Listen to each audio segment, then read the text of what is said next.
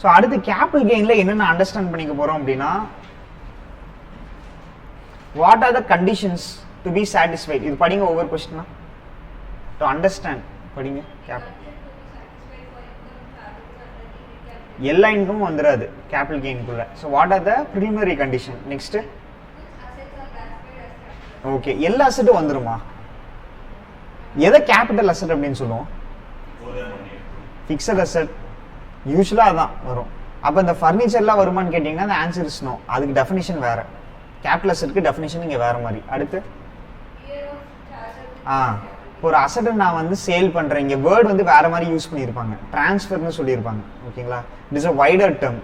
So ஒரு அசெட்டை நான் transfer பண்ணுறேன் அப்படின்னா எந்த இயரில் எனக்கு டாக்ஸேஷன் ஆகும்? Capital gain. அடுத்து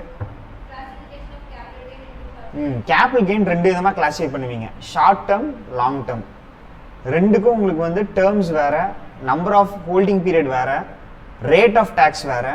ஓகேங்களா? ஸோ அதை வந்து எப்படி நீங்கள் பைஃபர்கேட் பண்ணுவீங்க அப்படிங்கிறது. அடுத்து எதில் டிரான்ஸ்ஃபரே ஆகாது. ஸோ நம்ம டீம்டு இன்கம்னு ஒன்று பார்த்தோம்.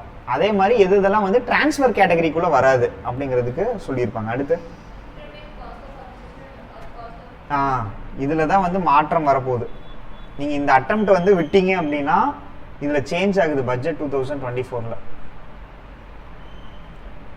இண்டெக்ஸேஷனே வந்து ரிமூவ் பண்ணியிருக்காங்க, ஒரு ரிலாக்ஸேஷன் கொடுத்துருக்காங்க டில் ஜூலை 23, 2000. சரி, அது ரொம்ப சின்ன கால்குலேஷன் தான். ஆனால் வந்து அதை பேஸ் பண்ணி சம்ஸ் உங்களுக்கு கேட்கலாம். டேக்ஸ் பேஸ்க்கு கெட்டது தான், அதிகமாக டேக்ஸ் கட்டணும். ஓகேங்களா? அடுத்து எனக்கு கேபிட்டல் கெயின் வருது. டிடக்ஷன்ஸ்னு ஒன்று படிச்சிங்க கரெக்டா? சேலரியில் what is the reduction section? 16. House property 24. PGBP 28. That is charging section. 30 to 36. 37. 30 to 38. அது வரைக்கும் டிடக்ஷன்ஸ் கிளைம் பண்ணலாம். ஓகேங்களா? இங்கே வந்து எக்ஸம்ஷன் இருக்கு. ஒரு கேபிட்டல் கெயின், ஒரு அசெட்டை விற்கிறீங்க, கேபிட்டல் அசெட்டை விற்று கெயின் வருது அப்படின்னா அதை எப்படி வந்து நல்லிஃபை பண்ணலாம், இல்லை எப்படி எக்ஸம்ஷன் கிளைம் பண்ணலாம் அப்படிங்கிறதுக்கு ஒரு செக்ஷன் இருக்கு. அதுக்கப்புறம் ஒரு கேபிட்டல் அசெட்டோட வேல்யூவேஷன்ல பிரச்சனை இருக்கு. அப்போ வந்து எப்போ வேல்யூவேஷன் ஆஃபீஸருக்கு அவர் ரெஃபர் பண்ணலாம். இதெல்லாம் தான் வந்து will be understanding in this chapter. ஓகேங்களா? லெசன் அவுட்லைன்ல பார்த்தீங்கன்னா செக்ஷன் இருக்கு. Chargeability section, capital asset definition, new tax regime எப்படி இம்பாக்ட் வரப்போகுது. ஓகேங்களா? டிரான்ஸ்ஃபருக்கு ஒரு டெஃபினிஷன் இருக்கு. All the definition comes with section 2. ஓகேங்களா? How you compute it. Ascertainment of cost, very important section, note பண்ணி வச்சுக்கோங்க. Section 49. Ascertainment of cost, year of chargeability, capital gain for depreciable asset. இது வந்து நீங்க உங்க பிஜிபிபியோட கனெக்ட் பண்ணலாம். ஓகேங்களா? Then for market link debentures, இது ரீசெண்டாக கொண்டு வந்திருக்காங்க. So this is important. Slump sale, பல்கா ஒரு யூனிட்டை அப்படியே விற்கிறீங்க அப்படின்னா that is called as slump sale. ஓகேங்களா? அதுக்கு எப்படி டாக்ஸேஷன் வரும்? Capital gain in real estate transaction, இது எங்க பாத்தீங்க? பிஜிபிபில நான் ஒரு செக்ஷன் சொன்னேன். இதே மாதிரி ஒரு செக்ஷன் கேபிட்டல் கெயின்ல பாப்பீங்க அப்படின்னு. ஓகேங்களா? என்ன செக்ஷன் அது? 43B-யா? 43CA, similar to 43CA. அதுல வந்து எவ்வளவு இருக்கு? லீவரேஜ் என்னது? ஒரு பெர்சன்டேஜ் வரைக்கும் அலோடு டிஃபரன்ஸ் 110%. ஓகேங்களா? அடுத்து என்னது? Capital gain on sale of unlisted shares, fair market value, இது ஒரு condition. Reference to valuation officer, advance money receive பண்ணியிருந்தீங்கன்னா அது எப்படி டாக்ஸேஷன் ஆகும்? Exemption, section 54 speaks about exemption. Section 54 speaks about exemption. அப்புறம் long term capital gain in sale of specified securities, tax rate, case law, அவ்வளோதான். Overall கிட்டத்தட்ட ஒரு 60 pages வரலாம் capital gain மட்டும். ஓகேங்களா?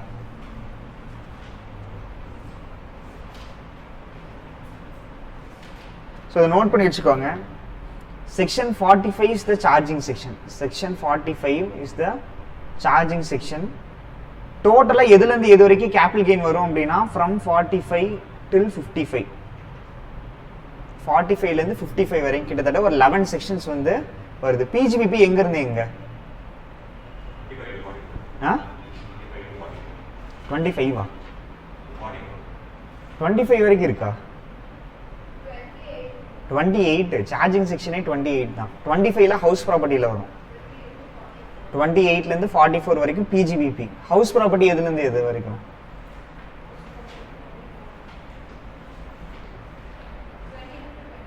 22 to 27. salary 15 to 17.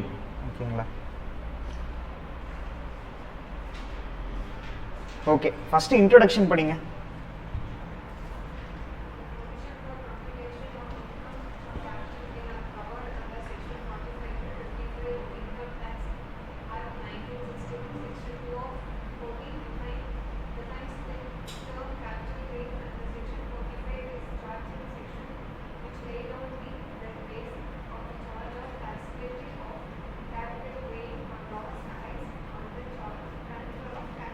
இங்கே வந்து நீங்கள் எங்கேயுமே சேல் யூஸ் பண்ண மாட்டீங்க, ட்ரான்ஸ்ஃபர் அப்படின்னு தான் யூஸ் பண்ணுவீங்க.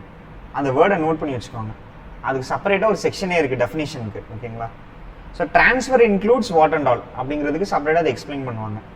Taxability of capital gain depends upon the nature of capital gain. It can be two things, short term, long term. Taxability of capital gain எப்போ வரணும் அப்படின்னா உண்மையிலேயே அங்கே ஒரு கேபிட்டல் அசெட் இருந்திருக்கணும். என்னென்ன கேபிட்டல் அசெட்டாக சொல்லுவீங்க? ஃபார் எக்ஸாம்பிள் பில்டிங், அப்புறம் லேண்டு, மிஷினரி வரலாம், ஆனால் வந்து எல்லா கேஸ்லேயும் வராது. ஓகேங்களா? ஸோ நிறைய எக்ஸாம்பிள் இருக்குது. இப்போ வந்து ரொம்ப சிம்பிளாக வச்சுக்கணும்னா பில்டிங் ஆர் லேண்ட் இருக்கணும், உண்மையிலே அங்கே ஒரு கேபிட்டல் அசெட் இருந்திருக்கணும். அடுத்து என்ன சொல்கிறாங்க? Capital asset is transferred by the assessee. அப்படின்னா என்னது? வேற யாருக்காச்சும் நீங்கள் டிரான்ஸ்ஃபர் பண்ணியிருக்கணும். டிரான்ஸ்ஃபர்னா என்னது? ஓனர்ஷிப் டிரான்ஸ்ஃபர் ஆகிருக்கணும், டைட்டில் டிரான்ஸ்ஃபர் ஆகிருக்கணும். அப்போ தான் வந்து செகண்ட் கண்டிஷனும் சாட்டிஸ்ஃபை, எனக்கு எல்லா கண்டிஷனும் சாட்டிஸ்ஃபை ஆகணும். அடுத்து என்ன சொல்கிறாங்க? அந்த ப்ரீவியஸ் இயர் ஆர் அந்த ஃபினான்ஷியல் இயரில் இந்த டிரான்ஸ்ஃபர் நடந்திருக்கணும். அப்போ தான் வந்து கேபிட்டல் கெயின் அந்த ஃபினான்ஷியல் இயரில் எனக்கு வரும். இந்த 3 கண்டிஷன் எனக்கு சாட்டிஸ்ஃபை ஆகும். ஃபர்ஸ்ட் ஒரு கேபிட்டல் அசெட் இருக்கணும், அடுத்து டிரான்ஸ்ஃபர் நடந்திருக்கணும், அந்த டிரான்ஸ்ஃபர் அந்த ப்ரீவியஸ் இயரில் நடந்திருக்கணும். ஓகேங்களா? 3 தான் பேசிக் கண்டிஷன். ஆமாம், ஓனர்ஷிப் இப்போ நான் லேண்டுனா லேண்டை உங்கள் பேருக்கு நான் மாற்றி இருக்கணும். ஓகேங்களா? ஸோ சார்ஜபிலிட்டி அப்படின்னா இதில் ஃபஸ்ட்டு கேள்வி எப்போவுமே வந்து ரெவன்யூ நேச்சர் தான் டாக்ஸபிள் அப்படின்னு வந்து சொல்லியிருக்காங்க. ஓகேங்களா? But now capital receipt is charge to taxation. கரெக்டாக? யூஸ்வலாக கேபிட்டல் ரிசிப்ட் வந்து சார்ஜ் ஆகாது, டிப்ரிசியேஷன் தான் கிளைம் பண்ணுவீங்க. ஆனால் this is an exception to the basic rule. இங்கே வந்து capital receipt will also be charge to tax. ஓகேங்களா? ஏர்லியராக வெல்த் டேக்ஸ், கிஃப்ட் டேக்ஸில் இருந்துச்சு, இப்போலாம் அதை தூக்கிட்டாங்க, இப்போ கிடையாது. ஓகேங்களா? So income tax specifically provides income includes any capital gain chargeable under section 45(1). So capital கெயினும் பார்த்தீங்கன்னா இட் வில் பி டாக்ஸ்ட்.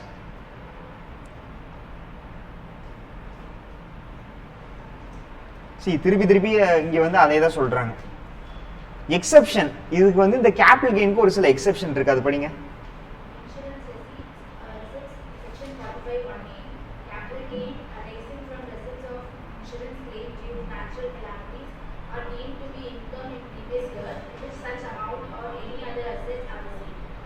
இப்போ இன்சூரன்ஸ் ரெசிப்ட்ல வருதுல்ல, இப்போ உதாரணத்துக்கு சென்னையில் என்ன வந்துச்சு? ஃப்ளட் வந்துச்சு. கரெக்டா? நிறைய அசெட் வந்து டேமேஜ் ஆச்சு, அதுக்கு கிளைம் வந்து ரெசிப்ட் ஆகிருக்கும், அதை வந்து you will be chargeable to income அப்படிங்கிறாங்க. ஓகேங்களா? அடுத்து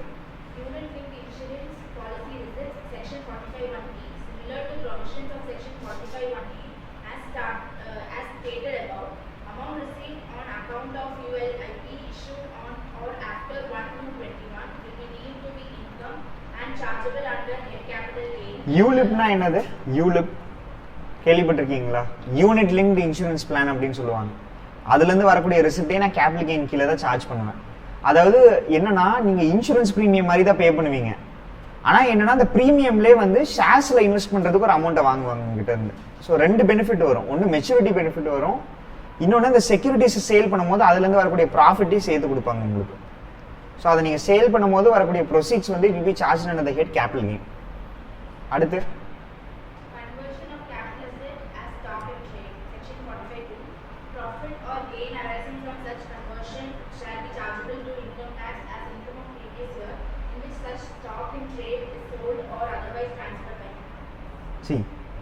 இப்போ வந்து உங்ககிட்ட ஒரு பிளான்ட் அண்ட் மிஷினரி இருக்கு. ஓகேங்களா. இதோட வேல்யூ வந்து 1 CR. இதை என்ன பண்ணிட்டீங்கன்னா இப்போ வந்து இன்வென்ட்ரியா மாத்திட்டீங்க. இன்வென்ட்ரினா என்னது? ஸ்டாக் என்ன பண்ணுவீங்க? சேல் பண்ணுவீங்க, உங்க கஸ்டமர்ஸ்க்கு சேல் பண்ணுவீங்க. ஆனா வந்து கேபிட்டல் அசெட் அப்படின்னா என்ன பண்ணுவீங்க? It is generally not for sale, உங்க பிசினஸ்க்காண்டி யூஸ் பண்ணுவீங்க.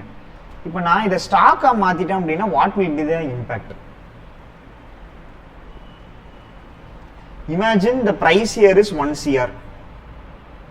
ஸ்டாக்கா மாத்தும் போது அதோட பிரைஸ் வந்து it has increase to 1.2 CR. நீங்க விற்கும் போது 1.5 CRக்கு விற்கிறீங்க. What will be the impact here அப்படின்னு கேட்குறாங்க. சி எந்த அளவுக்கு கேபிட்டல் கெயின்ல சார்ஜ் ஆகும் அப்படின்னா ஃபேர் மார்க்கெட் வேல்யூ அந்த டேட் ஆஃப் கன்வர்ஷன். ஸோ இப்போ வந்து யூ பர்ச்சேஸ்ட் இன்வென்ட்ரியா மாத்திர டேட் வந்து சே 1 April. அந்த டேட்ல என்ன ஃபேர் மார்க்கெட் வேல்யூ இருக்குன்னு பாருங்க. இப்போ இந்த மிஷினரியை வந்து நான் வெளியில இப்போ மார்க்கெட்ல விற்கிறேன் அப்படின்னா என்ன ரேட்டுக்கு போகும்? That is called as fair market value. ஓகேங்களா. Minus cost or index cost of acquisition. Cost என்னது எனக்கு? 1 CR. What is the fair market value? 1.5. Fair market value and the date of conversion 1.2 CR. Correct? அப்போ வந்து what value will be charged under the head capital gain? 2. 20 lakhs. 20 lakhs will be charged under the head capital gain. அப்போ எவ்வளவு வந்து business இன்கம்ல எனக்கு charge ஆகும்? 1 CR. நீங்க அதை bifurcate பண்ணணும். டோட்டலா உங்களுக்கு எவ்வளவு கெயின் வருது? இதுல 1 கோடிக்கு ஒரு அசெட் வாங்கியிருக்கீங்க, உங்களுக்கு அதுல டோட்டலா எவ்வளவு கெயின் வருது? 5 lakhs, 7 lakhs, 50 lakhs. அல்டிமேட்டா எவ்வளவு வித்திருக்கீங்க? 1.5 CRக்கு வித்திருக்கீங்க. கன்வர்ஷன் ஆகுறது உங்களுக்கு உண்மையிலே பெனிஃபிட் கிடையாது. சும்மா இங்க இருக்கிற அசெட் தூக்கி அங்க வச்சிருப்பீங்க. கரெக்டா? டோட்டலா 50 lakhs. ஆனா அந்த 50 lakhs பைஃபர்கேட் பண்றீங்க. 20 lakhs எது கீழே சார்ஜ் ஆகுது? எந்த ஹெட் கீழே? இன்வென்ட்ரியா? Capital gain. பேலன்ஸ் இருக்கிற 30 lakhs எது கீழே கொண்டு வருவீங்க? பிசினஸ் இன்கம், பிஜிபிபியை கொண்டு வருவீங்க. This is how when you convert you will be bifurcating. clear? yes. அடுத்து படிங்க எக்ஸெப்ஷன்.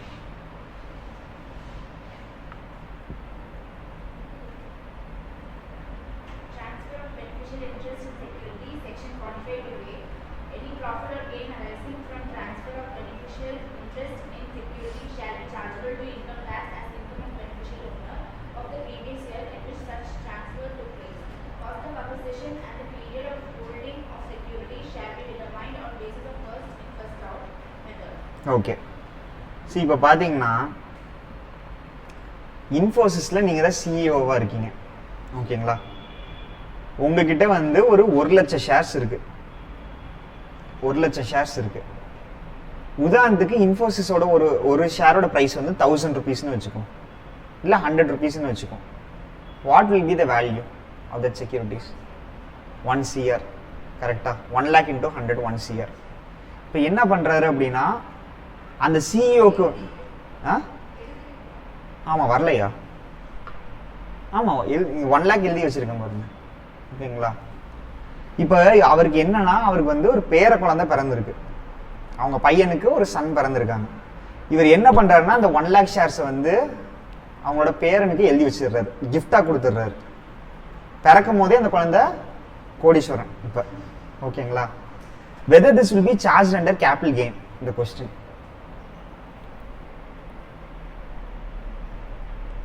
என்ன கொடுத்துருக்காங்க? Transfer of beneficial interest in securities. அந்த குழந்தை ஏதாச்சும் 1 கோடி வந்து கொடுத்துச்சா அவங்க தாத்தா கிட்ட? இல்லை, இவரா ட்ரான்ஸ்ஃபர் பண்றாரு. whether it will be chargeable under the head capital gain? the answer is yes. யாருக்கு சார்ஜ் ஆகும்? கிராண்ட்ஃபாதருக்கு சார்ஜ் ஆகும், ஏன்னா அவர் இன்ட்ரெஸ்ட் மாத்துறாரு. ஓகேங்களா. So that is all it speaks about in 45(2)(a). ஓகேங்களா. அடுத்து படிங்க. First in first out. இப்போ உதாரணத்துக்கு நீங்கள் வந்து 1 lakh ஷேர்ஸ் இருக்கு. ஓகேங்களா. இதை நான் என்ன பண்ணுறேன் அப்படின்னா இந்த 1 lakh ஷேர்ஸ் உங்களுக்கு சிங்கிளாக வரல, சரி, சிங்கிள் டிரான்சாக்ஷனில் உங்களுக்கு 1 lakh ஷேர்ஸ் வந்து வரல. ஃபர்ஸ்ட் இன்ஃபோசிஸ் வந்து என்ன பண்ணாங்கன்னா ஃபர்ஸ்ட் டிரான்சாக்ஷனில் உங்களுக்கு 50,000 ஷேர்ஸ் கொடுத்தாங்க. அதோட ரேட் வந்து பார்த்தீங்கன்னா 600. அப்புறம் பார்த்தீங்கன்னா ஒரு 25,000 ஷேர்ஸ் கொடுத்தாங்க. அதோட ரேட் வந்து 700. அப்புறம் வந்து ஒரு 25,000 ஷேர்ஸ் கொடுத்தாங்க. அதோட ரேட் வந்து 750. இப்போ உதாரணத்துக்கு you are gifting say 60,000 shares. அப்போ what will be the cost of those shares? சரி, இப்போ நீங்கள் 1 லட்சம் ஷேர் கிஃப்ட் பண்ணல, ஆனால் உங்களுக்கு 1 லட்சம் ஷேர் எப்படி வந்திருக்கு? 3ஆ பிரித்து கொடுத்துருக்காங்க. இப்போ அவரோட கிராண்ட் சனுக்கு எவ்வளோ கிஃப்ட் பண்ணுறாரு, எவ்வளோ ஷேர்ஸ் கிஃப்ட் பண்ணுறாரு? 60,000 ஷேர்ஸ். அப்படின்னா எவ்வளோ காஸ்ட் எடுத்துக்குவீங்க? 60,000 ஷேர்ஸ்க்கு காஸ்ட் என்னது? எனக்கு எவ்வளோ காஸ்ட்னு சொல்லுங்க, கால்குலேட் பண்ணி சொல்லுங்க. 60,000 ஷேர்ஸ் அவரோட கிராண்ட் சனுக்கு கொடுக்குறாரு. What will be the cost of those shares?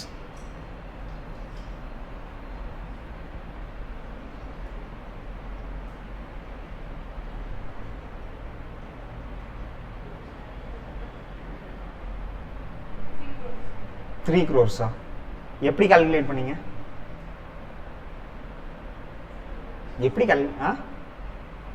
எப்படி கால்குலேட் பண்ணீங்க 3 crores?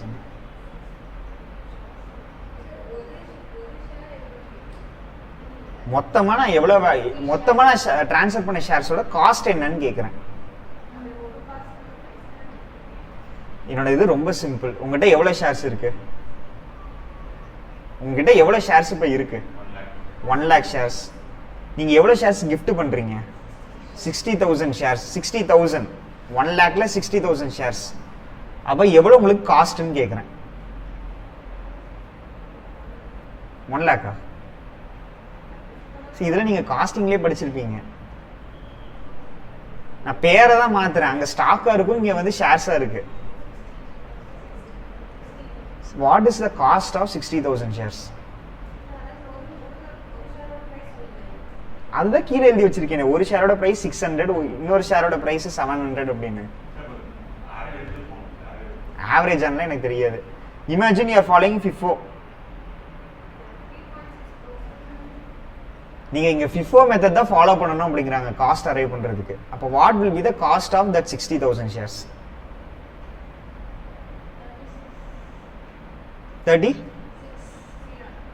36 CR. அதான் எப்படி கால்குலேட் பண்ணீங்கன்னு கேட்குறேன். 60,000 into 600 அப்படி போட்டுருவீங்களா? எப்படி அது உங்களுக்கு காஸ்ட்? 60,000 ஷேர்ஸுமே உங்களுக்கு 600க்கே நீங்கள் வாங்கிட்டீங்களான்னு கேட்குறேன். அப்புறம் FIFO மெத்தட் படினா அப்புறம் எப்படி கால்குலேட் பண்ணுவீங்க? சரி, படிச்சிருக்கீங்களா ஃபர்ஸ்ட் இன் ஃபர்ஸ்ட் அவுட்டு? எப்போ எங்கே படிச்சீங்க? காலேஜ்லேயே படிச்சிட்டீங்க. அப்படின்னா எப்படி கால்குலேட் பண்ணுவீங்க? See, for first 50,000 shares, what is the cost? For first 50,000 shares, what is 600? Balance எவ்வளோ ஷேர்ஸ் நீங்கள் அதிகமாக கொடுத்துருக்கீங்க? 10,000 ஷேர்ஸ். அதுக்கு என்ன காஸ்ட்டாக இருக்கும்? 700. அப்போ என்டையர் காஸ்ட் எவ்வளோ? எனக்கு டோட்டலாக சொல்லுங்க. டோட்டலாக எவ்வளோ காஸ்ட் வருங்க? 11,000.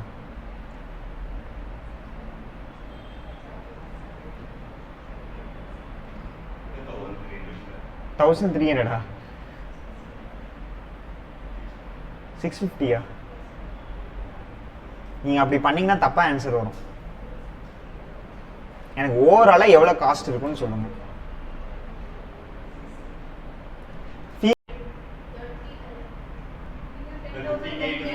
இன்னொரு 10,000க்கு 10,000க்கா 5,000க்கு காஸ்ட் என்ன வரும்? 750 எடுப்பீங்க. புரியுதா? இதுதான் ஃபர்ஸ்ட் இன் ஃபர்ஸ்ட் அவுட். புரிஞ்சுதா புரியலையா? புரிஞ்சுதா? ஓகே. அது எதுக்குன்னா நான் ஆவரேஜ் காஸ்ட் உங்களுக்கு எப்படி வரும் அப்படிங்கறத சொல்றதுக்காண்டி. மொத்தமா நீங்க 60,000 ஷேர்ஸ் கொடுத்துருக்கீங்க. So total value divide by total shares. ஓகேங்களா? கிளியரா? அடுத்து படிங்க.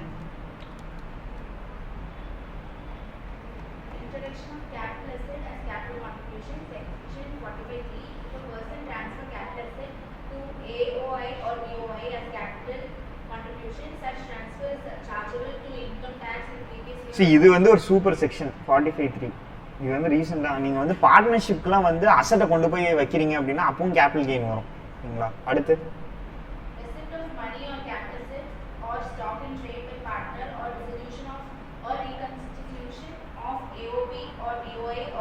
see, இது வந்து அப்படியே இதுக்கு வைஸ் வர்சா. ஃபர்ஸ்ட் ஒன் என்னது? ஒரு பார்ட்னர்ஷிப் ஃபர்முக்கு நீங்கள் அசட்டை கொண்டு போறீங்கன்னா எப்படி கேபிட்டல் கெயின் வரும்? செகண்ட் என்னது கீழே கொடுத்தது? வைஸ் வர்சனா என்னது? மாத்தினா வைஸ் வர்சனா மாத்தின்னு தெரியும். எப்படி மாத்தி? ஒரு ஃபர்ம் க்ளோஸ் பண்ணிட்டு அதுல இருந்து அசட்டை பார்ட்னர்ஸ் எடுத்துட்டு வராங்க. உதாரணத்துக்கு இங்க இருந்து நீங்க கிளம்புறீங்க, இந்த லேப்டாப்பை நான் எடுத்துக்கிறேன், இந்த பிசியை நான் எடுத்துக்கிறேன் அப்படிங்கிறேன். அப்போ வந்து ஹவு கேபிட்டல் கெயின் அரைசஸ். ஓகேங்களா? தட் வில் பி டிஸ்கஸ்ட் இன் 45.4. அடுத்து அப்படின்னா என்னது? 45.5 இது இம்பார்ட்டன்ட் செக்ஷன். ஒவ்வொரு செக்ஷனுக்கும் ஒரு கான்செப்ட் இருக்கு. நீங்க ரிவிஷன் பண்ணாம விட்டீங்கன்னா 100% மறந்துடுவீங்க. அப்புறம் வந்து தலைகீழ நின்னா கூட புரியாது. பாத்துக்கோங்க. ஆமா, நீங்க முடிச்சுட்டு போய் ரிவிஷன் பண்ணிருங்க மறந்துடாம. இல்லன்னா கடைசியில என்ன பண்ணிடுவீங்கன்னா கேபிட்டல் கெயினை வந்து இக்னோர் பண்ணிடுவீங்க படிக்காமையே. ஆனா இதுல இருந்து 10 மார்க் கேட்கலாம். என்னது? இப்பவே படிச்சிட்டீங்கன்னா ஈஸியா இருக்கும். ஓகேங்களா? சோ என்ன சொல்றாங்க? கம்பல்சரி அக்விசிஷன் என்னது? What is meant by compulsory acquisition?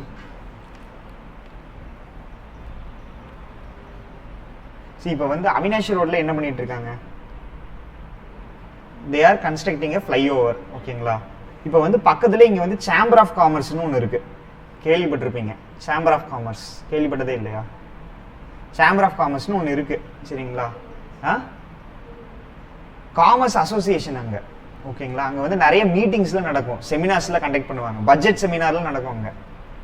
அங்கேயே வந்து நிறைய உதாரணத்துக்கு பாத்தீங்கன்னா நிறைய ஃபோரம்ஸ்ல இருக்காங்க. அவங்க வந்து அந்த அசோசியேஷன் பில்டிங் எடுத்து அதுல மீட்டிங்லாம் நடத்துவாங்க. ஓகேங்களா? இப்போ உதாரணத்துக்கு இந்த ஃப்ளைஓவர் இப்படி போகுது, என்ன நடக்கும்? இப்ப அவங்க வந்து திடீர்னு ஒரு நோட்டீஸ் ஒட்டிட்டு போயிடுறாங்க, எங்க ஃப்ளைஓவர் இப்படி போகுது, உங்க பில்டிங்ல வந்து see imagine it is coming, building வந்து 50 சென்ட்ஸ்ல இருக்கு, எங்களுக்கு வந்து 25 சென்ட்ஸ் கொடுத்துருங்க அப்படின்ட்டாங்க.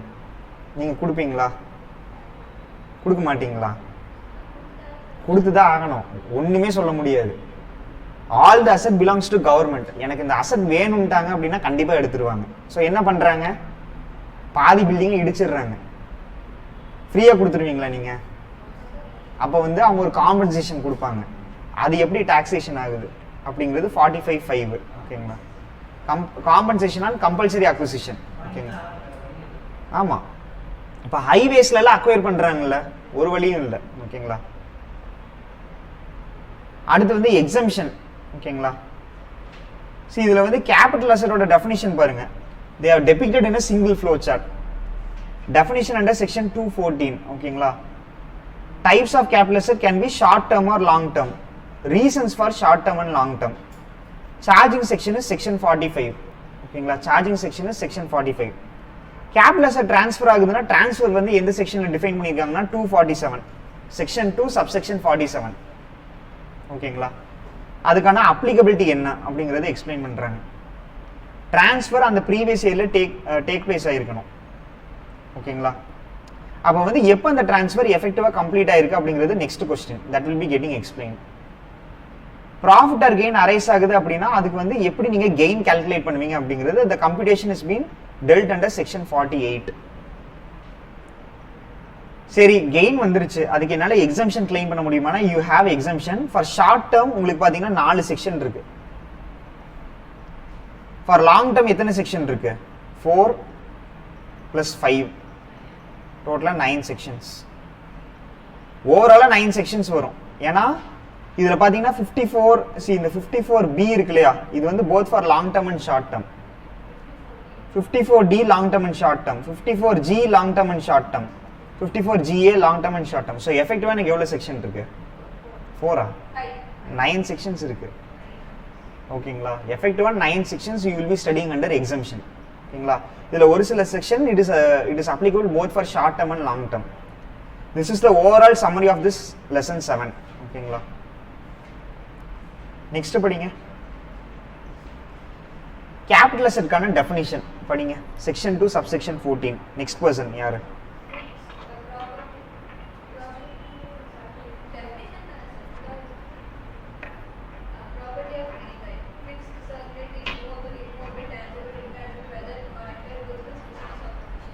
ஃபிக்ஸட் கேபிட்டல் அசெட், சர்க்குலேட்டிங், இதெல்லாம் பார்த்துருப்பீங்க. Fixed capital, circulating capital, working கேபிட்டலோட கனெக்டடாக இருக்கும்.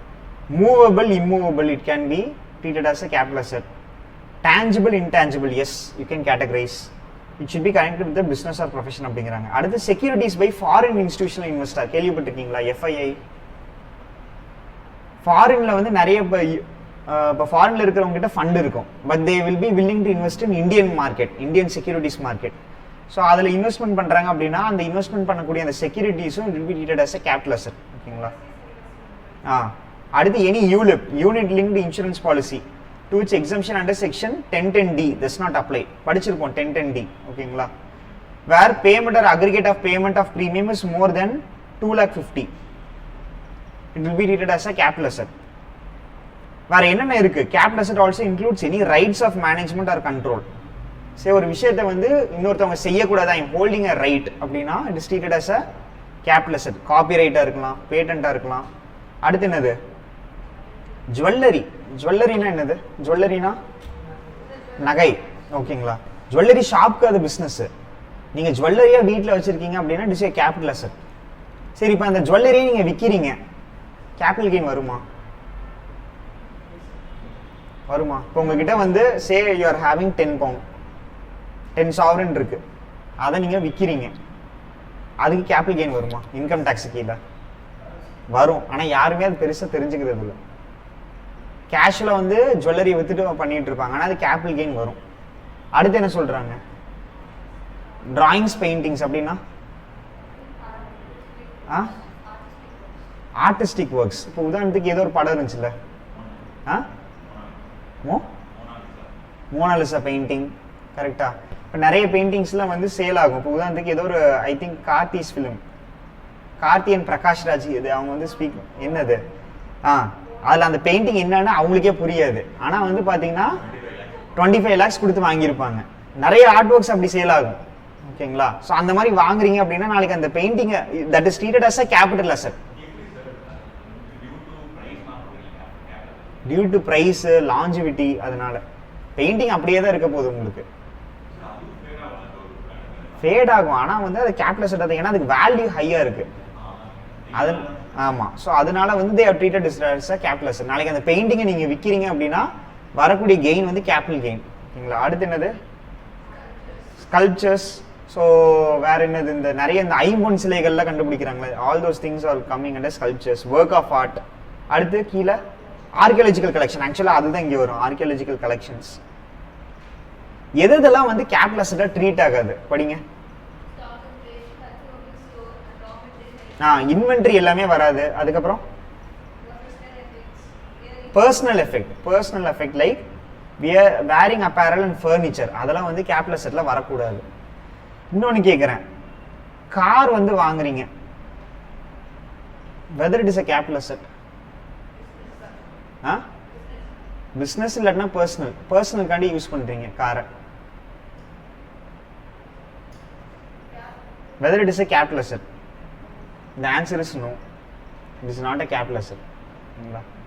அடுத்து மூவபிள் பர்சனல் எஃபெக்ட், கார்ல அதுல வரும். அக்ரிகல்ச்சர் லேண்ட், இதுக்கு வந்து எக்ஸம்ஷன் ஏற்கனவே படிச்சீங்க. அர்பன் அக்ரி லேண்ட்னா it is a capital asset, rural agri லேண்ட்னா it is not a capital asset. இதை எங்கேயாச்சும் எழுதி வச்சுக்கோங்க, பக்கத்துலேயே எழுதி வச்சுக்கோங்க. However, urban agriculture land is a capital asset னு எழுதி வச்சுக்கோங்க. However, urban agriculture land is treated as a capital asset.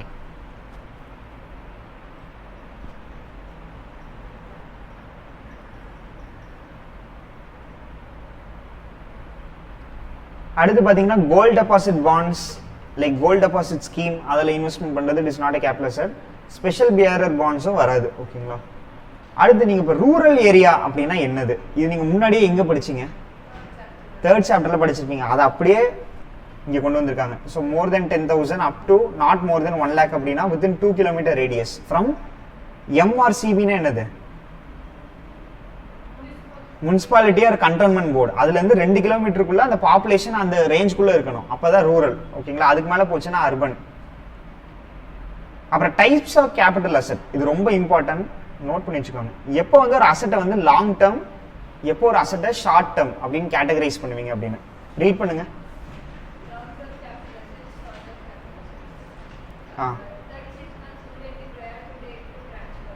C ஒரு சில அசெட்டை வந்து 36 months வரைக்கும் ஹோல்ட் பண்ணியிருந்தீங்க அப்படின்னா, ஹோல்ட் பண்ணிட்டு வித்தீங்க அப்படின்னா ஷார்ட் டேர்ம். 36 monthsக்கு மேல ஹோல்ட் பண்ணிட்டு வித்திருந்தீங்கன்னா லாங் டேர்ம். 36 monthsனா எவ்வளவு இயர்ஸ்? 3 years. 3 years வரைக்கும் ஹோல்ட் பண்ணியிருந்தீங்கன்னா ஷார்ட் டேர்ம், ஹோல்ட் பண்ணி வித்தீங்கன்னா 3 yearsக்கு மேல ஹோல்ட் பண்ணி வித்திருந்தீங்கன்னா லாங் டேர்ம். ஓகேங்களா? அடுத்த கேட்டகரைசேஷன் என்னது? This is the residuary. இதை நோட் பண்ணி வச்சுக்கோங்க. This is ரெசிடுவரி. ரெசிடுவரினா இந்த 2 கேட்டகரியில வரல அப்படின்னா 36 months எடுத்துட்டு போய்க்கோங்க. ஓகேங்களா? அப்ப 24 months படிங்க. 24 monthsலயே 12 monthsலயே வரலன்னா 36 monthsனு கன்சிடர் பண்ணிக்கோங்க. ஓகேங்களா? சோ அப்ப 24 months கீழ என்னென்ன அசெட்ல வருது?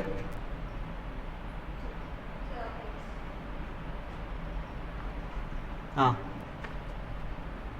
24 months கீழ என்னென்ன அசெட்ல வருது? அது வந்து பைஃபர்கேஷன். less than 24 monthsனா ஷார்ட் டேர்ம், more than 24 monthsனா லாங் டேர்ம். என்னென்ன அசெட்ஸ் கவர் ஆயிருக்கு அதுல? unlisted equity shares, unlisted equity shares, preference shares. இதெல்லாம் 24 months குள்ள ஹோல்ட் பண்ணி சேல் பண்ணிருந்தீங்கன்னா, ட்ரான்ஸ்ஃபர் பண்ணிருந்தீங்கன்னா டிஸ்ட்ரிபியூட்டட் as என்னது? Short term. அதுக்கு மேலனா லாங் டேர்ம். அப்புறம் வேற என்னது? இல்ல இம்மூவபிள் ப்ராப்பர்ட்டி. நார்மலா லேண்ட், பில்டிங் இல்ல ரெண்டுமே சேர்ந்துல விக்கிறீங்கன்னா அது வந்து 24 months தான். ஒரு லேண்ட் வந்து 2 வருஷத்துக்குள்ள சேல் பண்ணிட்டீங்கன்னா என்னது? ஒரு லேண்டை 2 வருஷத்துக்குள்ளே சேல் பண்ணிட்டீங்க அப்படின்னா ஷார்ட் டேர்ம். அதுக்கு மேலனா லாங் டேர்ம். அதுக்கப்புறம் எது இதுல 12 months கீழே வருது? less than 12 months அப்படின்னா ஷார்ட் டேர்ம், more than 12 monthsனா லாங் டேர்ம். எது இது? Listed equity, preference or securities. அப்புறம் equity oriented funds or ZCB. இதுல எங்க பார்த்தோம்? PGBP ல பார்த்தோம், ஜீரோ கூப்பன் பாண்ட்ஸ்லாம். ஓகேங்களா? இதெல்லாம் நான் 12 months குள்ள வித்துட்டேன் அப்படின்னா ஷார்ட் டேர்ம், அதுக்கு மேலனா லாங் டேர்ம். ஓகேங்களா? இதெல்லாம் வந்து என்னன்னா நோட்ஸ். இது நீங்க பிரேக் போயிட்டு வந்துருங்க. ஓகேங்களா? பிரேக் போயிட்டு ஒரு சில சினாரியோஸ்க்கு வந்து எப்படி டிட்டர்மைன் பண்ணுவீங்க ஷார்ட் டேர்ம், லாங் டேர்ம் அப்படிங்கறத சொல்லியிருக்காங்க. கிளியரா?